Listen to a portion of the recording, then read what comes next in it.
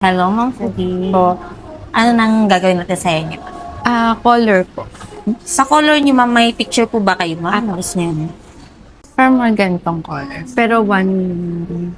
Ayun kasi, Ma'am, is medyo light na siya. Nasa mga shade na siya ng ash brown. So, kailangan natin yung padaanan ng bleach. So, Kasi ayoko nung... ayaw niyo bang mag-undergo ng bleach, Ma'am? So, pagka hindi kayo nag-undergo ng bleach, is sa ganitong shade lang tayo. Ito lang ang kaya niyo. Yung ganito, kaya siya. Or ano ba mas lighter. So, okay lang siya sa Medyo akin. mahirapan na tayong ito, okay na to kung maka-achieve tayo ng ganito kasi medyo Wag lang siyang... hair mo eh. Wag lang siya super black. Yeah. So, Or... medyo magla-light lang siya ng onte, pero hindi siya ganun ka-light sa pinakita niyo picture.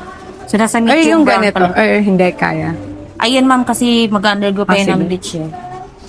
Yung parang mga ganyan lang siya. Apo. Mawala lang tong black na color. Oo. Sige. Sakat niyo, Ma'am.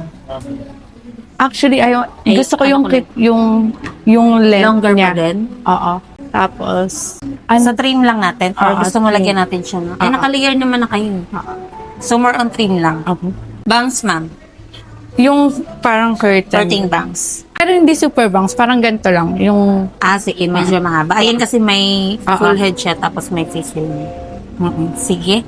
Kumusta naman yung color natin? So, hindi siya ganun kalag kasi hindi tayo gumamit ng lightener. So, ito na yung ano niya nang hindi ginagamitan ng bleach.